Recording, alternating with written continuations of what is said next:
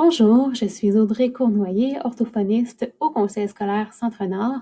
Donc, cette vidéo se veut un tutoriel pour apprendre comment écrire un livre à l'aide de l'application Google Slides sur le navigateur Google Chrome. Donc, Google Slides, c'est l'équivalent de Microsoft PowerPoint.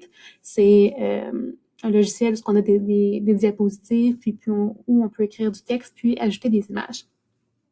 Donc, premièrement, je voulais vous expliquer pourquoi, en fait, c'est une bonne idée de faire cette activité-là avec l'élève. Donc, c'est une activité où je propose à l'élève d'écrire un livre sur le sujet qui lui plaît.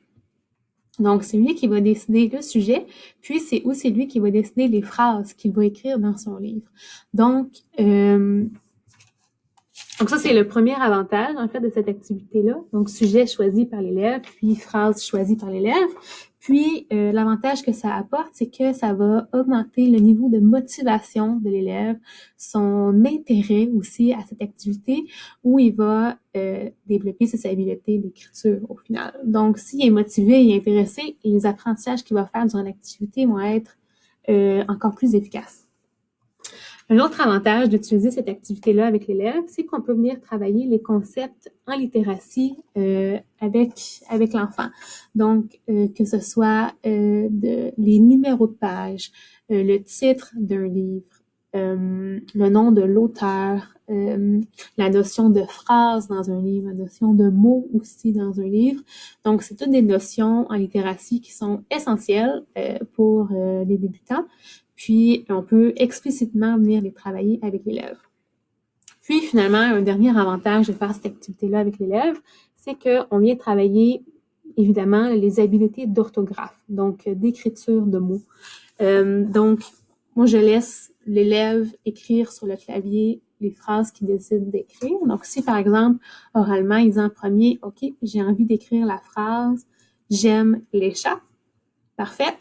Donc, moi, je vais le supporter à venir ensuite l'écrire à l'ordinateur, mais je vais lui laisser le lead, je vais le laisser commencer à écrire là, avec le clavier pour pratiquer là, ses habiletés d'orthographe. Donc, pour la deuxième partie, là, je vais vous montrer comment écrire le livre à l'aide de Google Slides.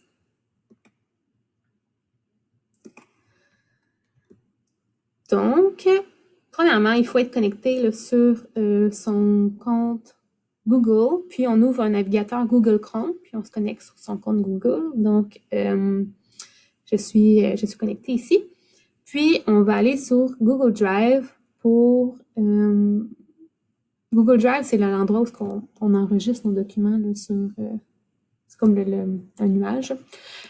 Donc, pour aller sur Google Drive, on a les 9 points ici. On va sur Google Drive. Donc là, moi, j'avais déjà ouvert le mien. Puis, pour ouvrir un nouveau fichier Google Slides, on s'en va cliquer sur le bouton « Nouveau » ici, Google Slides.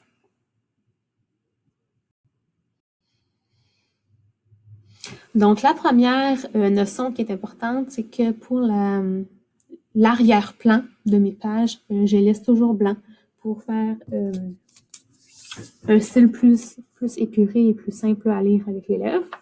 Donc, je vais laisser le thème comme ça ici. Je vais fermer là, les options de thème. Fait que je n'irai pas prendre un thème avec un arrière-plan.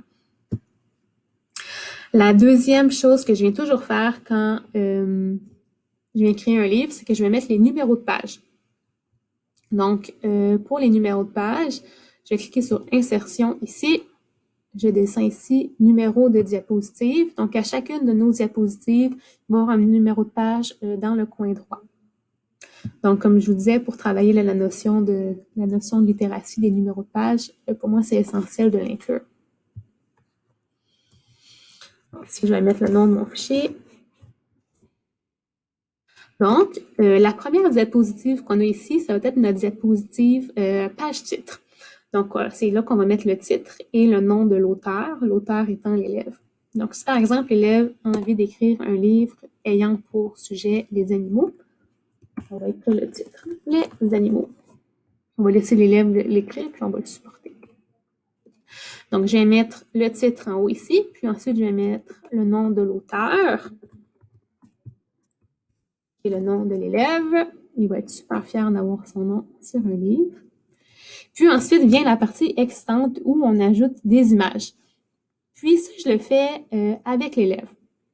Donc vraiment, l'activité d'écriture de livre avec Google Slides, c'est une activité que je fais avec l'élève. Donc les deux, on est assis côte à côte, puis conjointement, on va venir faire cette activité interactive-là. Donc, pour insérer une image, je vais cliquer sur Insertion ici, Insertion, un peu plus haut, Images. Donc là, on a plusieurs options pour insérer des images. On peut soit insérer des images qu'on a déjà enregistrées dans l'ordinateur. Ça peut être des images qu'on avait prises avec notre cellulaire, par exemple. Ça, c'est le fun pour certains élèves où ils écrivent des livres à propos d'eux-mêmes. Donc, on peut prendre des photos de l'élève avec notre téléphone cellulaire, on importe ça dans l'ordinateur, puis les images qu'on va avoir dans les livres, ça peut être des images de lui, soit qui montrent ses objets préférés ou en train de faire des choses. Les élèves aiment vraiment ça, quand c'est des photos d'eux. Fait qu'on a l'option ici. Sinon, donc, dans mon exemple ici, le livre que j'avais créé, donc moi, j'ai importé des images de moi-même. Sinon, une autre fonction que les élèves aiment, c'est d'aller chercher une image sur Google. Donc là, pour la vidéo aussi, je vais aller chercher une image sur Google. Donc, on clique ici, ça nous ouvre automatiquement là, un onglet ici, puis on a juste à écrire le mot de notre recherche. Donc là aussi, je laisse l'élève écrire le mot de la recherche. Parce que là, en ce moment, si par exemple, il a déjà écrit animaux sur la diapositive ici, quand il va le réécrire dans sa recherche Google, il va venir se fier là, à l'orthographe qu'il avait déjà écrit, puis il va aussi venir se fier aux suggestions de mots, qui sont des fonctions qui sont bonnes aussi pour l'apprentissage de la lecture et de l'orthographe. Donc, on choisit une image, on clique 2 fois dessus, puis ça va automatiquement s'insérer dans notre diapositive. Et voilà, on a notre page titre ici. Là, on va pouvoir venir ajouter nos autres pages dans nos livres. Donc, on va cliquer sur le plus ici. Puis, c'est là qu'on peut ajouter un nombre infini de pages. Donc, pour la disposition de mes pages du livre, donc là, on peut écrire soit une phrase par page ou peut-être un court texte par page. Moi, personnellement, j'écris seulement une phrase par page, puis je mets une image aussi par page pour avoir beaucoup de visuels. Donc là, je vais aller changer la disposition de ma page de livre. Je vais aller sur appliquer la mise en page. Puis, je vais venir choisir en tête de section. Donc, on a en tête de section, puis on a titre uniquement, qui sont très semblables. En tête de section, les mots vont être plus gros sur la page. Fait que personnellement, j'aime mieux les mettre le plus gros possible. Donc, on peut mettre le texte soit en haut de l'image ou en bas de l'image. C'est à votre guise. Donc là, on peut demander à l'élève, OK, quelle phrase que tu veux écrire sur ta première page? Donc, l'élève, il va penser, puis par exemple, dire, je veux écrire « J'aime les chats ». Donc là, on va venir l'aider à écrire la phrase « J'aime les chats ». On lui rappelle de mettre un point à la fin de la phrase. Donc là, ça, c'est un autre concept en littératie. On peut venir travailler dans cette activité-là. Puis ensuite, on va venir ajouter une image. Donc, on peut aller sur Insertion ici, comme tantôt. On peut aller aussi cliquer sur l'image ici, qui est directement un raccourci pour insérer une image. Donc là encore, je laisse l'élève écrire sa recherche Google. Il choisit une image, on clique 2 fois. Puis, on vient la centrer.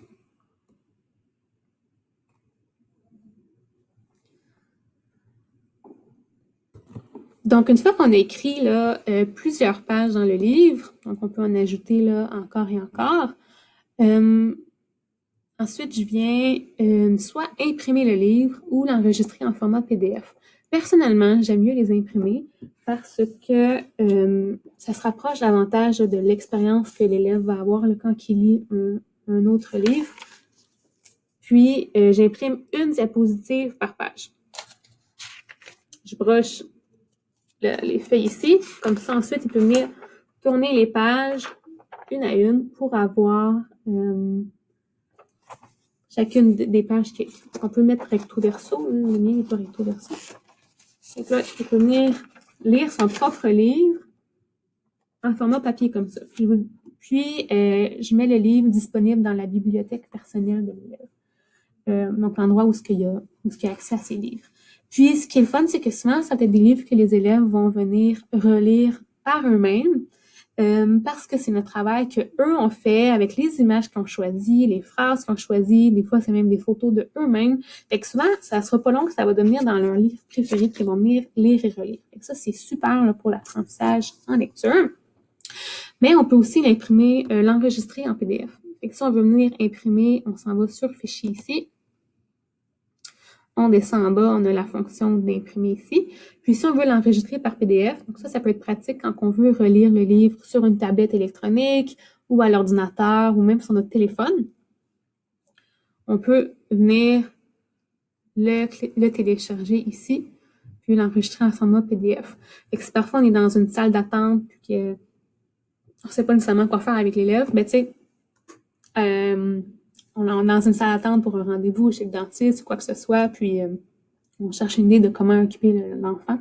On peut venir ressortir le livre sur son téléphone, par exemple, s'il est enregistré en téléphone, puis on va venir changer page par page pour faire lire à l'élève.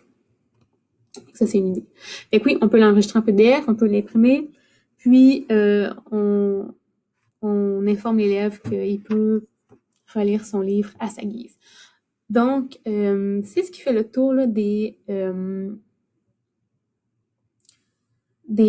trucs que je voulais vous partager aujourd'hui. Donc, la seule chose que j'ai pas montré, c'est comment importer une image qu'on a déjà enregistrée sur l'ordinateur, mais comme on voit, ben, ça va venir ouvrir là,